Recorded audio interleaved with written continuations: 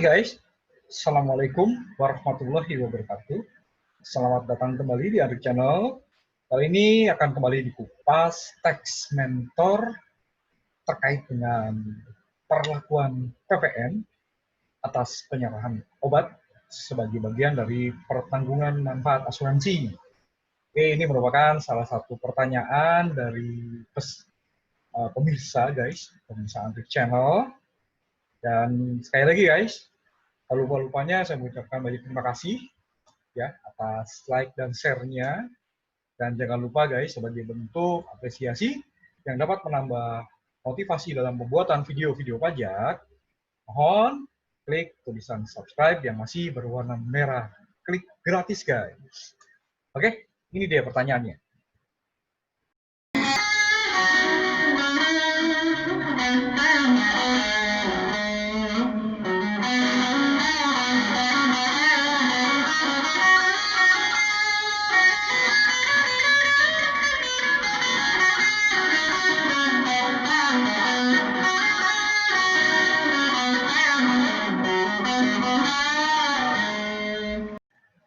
Nah guys, jadi gini, ini sepertinya pertanyaan dari perusahaan asuransi ya, karena Bu F ini guys dari Jakarta bekerja di perusahaan asuransi, dan atas tagihan dari rumah sakit guys ya, jadi rumah sakit itu menyerahkan obat kepada pemegang polis, nasabah atau peserta asuransi lah guys intinya ya.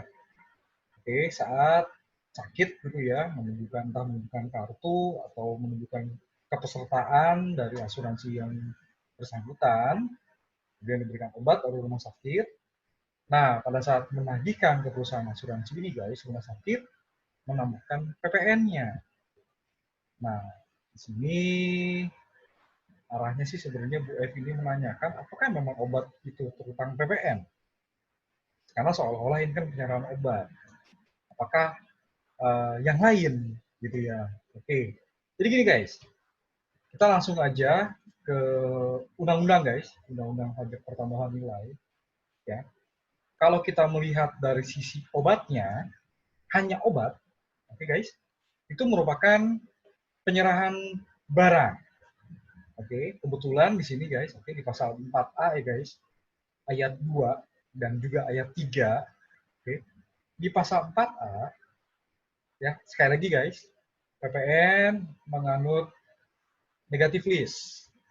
Yang disebut di undang-undang itu yang dikecualikan, entah barangnya atau jasanya. Kebetulan di sini obat nggak ada guys. Oke, ya kalau melihat dari sisi barangnya, obat-obatan itu benar BKP, terutang PPN. Oke, nah oke, itu dulu guys.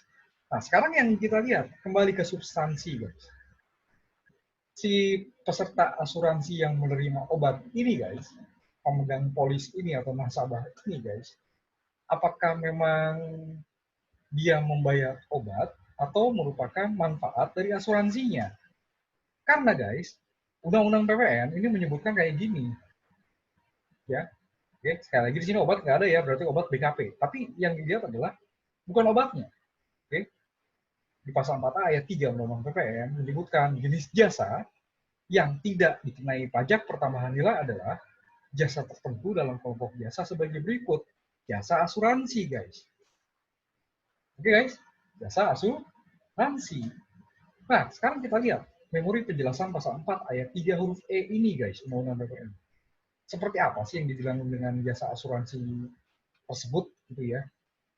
Oke, kita cek guys di pasal 4 ayat 3 huruf E. Oke, kelewat.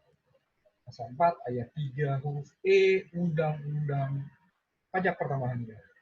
Undang-Undang nomor 42 tahun 2009 yang paling terakhir ya guys. Perubahan di 2009 terakhir. Perubahan paling akhir lah. Bentar. Jauh ya.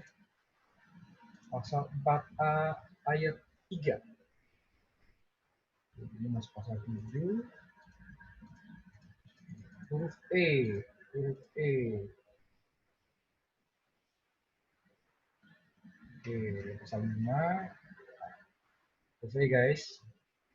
Ini dia guys. Oke, kita blok saja di sini. Yang dimaksud dengan jasa asuransi adalah jasa pertanggungan yang meliputi asuransi kerugian, asuransi jiwa, dan reasuransi. Oke, yang dilakukan oleh perusahaan asuransi kepada pemegang polis asuransi.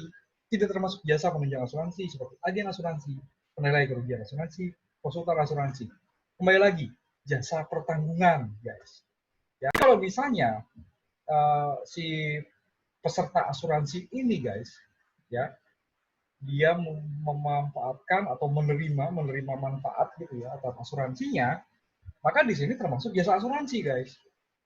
Nah, efeknya karena si rumah sakit inilah yang kebetulan didatangi oleh si perusahaan asuransi ini karena memang rumah sakit rujukan dalam perusahaan asuransi yang bersangkutan, toh. Jadi pada saat penyerahan obatnya, ya, itu bukan penyerahan obat yang dilihat, tapi adalah jasa pertanggungannya. Nah, satu. Kedua, jasa pertanggungan dari mana kita tahunya? Kembali lagi ke masalah dokumentasi, guys. Saat rumah sakit menagihkan ini, apakah memang di situ embel-embelnya cuma obat? Pasti kan ada kata-kata klaim dari Tuan A misalnya, Ibu B misalnya, kan gitu ya. Ada bukti-bukti klaimnya, bahwa si peserta asuransi dari perusahaan itu datang ke rumah sakit ini karena rujukan gitu ya, rumah sakit C misalnya. Ya, kemudian karena telah disetujui dicek beneran dia merupakan peserta asuransi pemegang polis, maka setelah pelayanan kesehatan mendapat obat. Nah, yang dilihat adalah sini manfaat asuransinya, guys. Oke, bukan obatnya yang dilihat. Sekali lagi, pajak ini, guys, butuh pemahaman tentang bagaimana substansi dari transaksi yang sebenarnya gitu. Substansi utamanya apa? Kalau memang ini adalah cuma obat, nggak ada asuransi, ya udah itu terutang benar. Tapi karena di sini adalah pertanggungan, guys. Sekali lagi, jasa pertanggungan, guys. Setelah ini masuk, guys, ya ternyata masuk jasa pertanggungan, misalnya kerugian jiwa, ya menerima manfaat. Sekali lagi, guys, itu bukan jasa kena pajak. Kembali lagi ke apa asuransinya satu, guys. Ya, yang kedua pemahaman masalah substansi. Jadi, guys, sekali lagi yang kita lihat di sini itu bukan obatnya.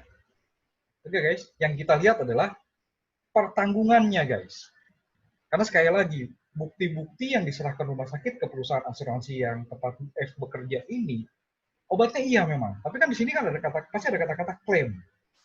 Klaim gitu loh, guys. Jadi ya itulah salah satu bukti bahwa ini adalah jasa pertanggungan. Nanti kan tinggal nagih ke perusahaan asuransi yang bersangkutan, nanti bayar sebagai klaim tadi, guys.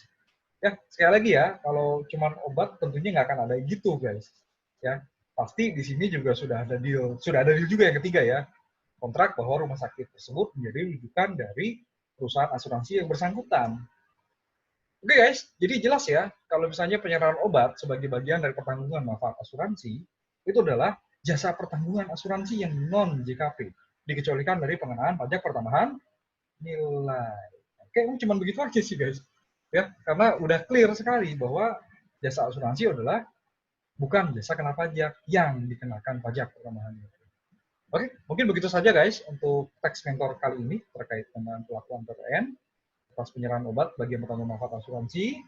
Oke, terima kasih telah menyaksikan. Terima kasih juga sudah like dan share, guys. Sekali lagi sebagai bentuk apresiasi yang dapat menambah motivasi dalam pembuatan video-video pajak, guys, mohon subscribe yang masih bertuliskan warna merah. Klik, guys, subscribe-nya. Oke, guys. Assalamualaikum warahmatullahi wabarakatuh.